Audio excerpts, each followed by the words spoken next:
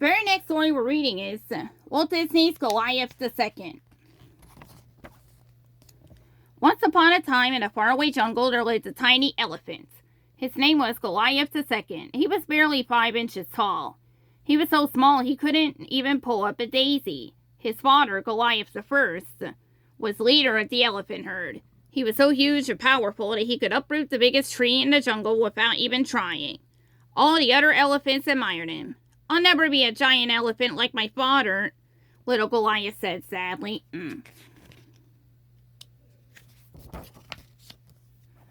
Little Goliath's mother, like most mothers, was proud of her son. She didn't care one bit about uprooting trees or pulling up daisies. "Don't worry," she told her son.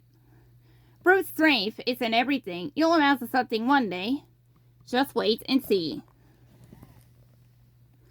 Because Goliath II was so small, his mother always watched it carefully.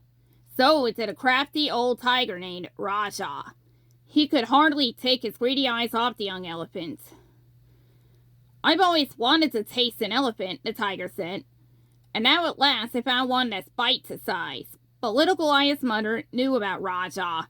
He didn't take any chances. She made sure her son was with her every minute of the day.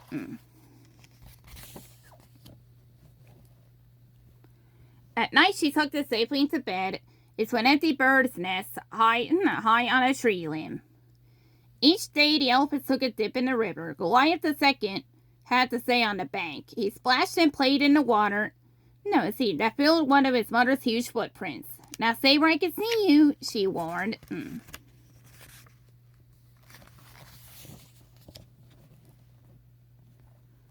But little Goliath was getting tired of being treated like a baby. "I'm nearly 8 years old," he said. "I'm old enough to look out for myself." One day when his mother wasn't looking, the young elephant wandered out of the puddle and down the trail. It was a perfect day for running away. The jungle was sunny and warm and very, very quiet. All you could hear was the gentle whisper of the breeze and the soft sound of footsteps. But they weren't Goliath II's footsteps.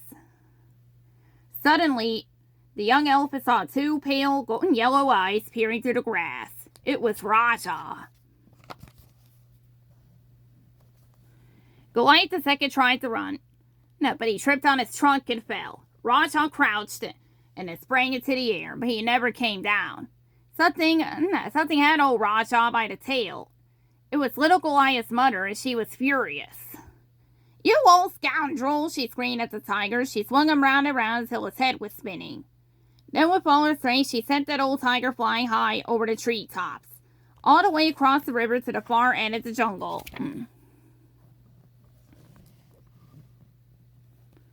But that wasn't the end of little Goliath's troubles. He had broken one of the first laws of the herd. He had run away. Elephants were always supposed to stick together. The other elephants didn't talk to young Goliath. Even Goliath's father didn't speak to him. The tiny elephant had never felt quite so small in all his life. One afternoon, as big Goliath led the herd down the elephant trail toward the river, he saw a fuzzy little creature with black, beady eyes and a stringy tail. The herd went crashing through the jungle in a wild stampede and leaped right into the river. There they stayed, trembling with terror, with only their trunks sticking out of the water. Only little Goliath stood his ground. He didn't move a muscle or blink an eye. He stood in front of the mouse, looking at him calmly. "What's the trouble, Buster?"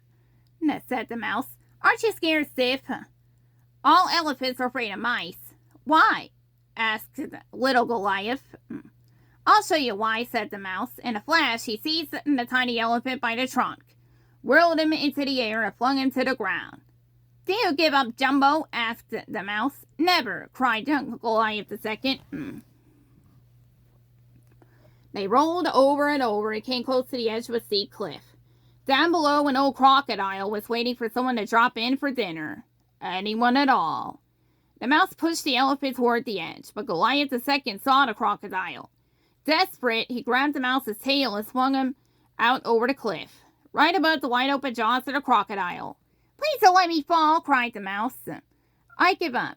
You win, old pal, okay?" "Okay," The little elephant agreed. He let the mouse go, and that was the last they saw of him.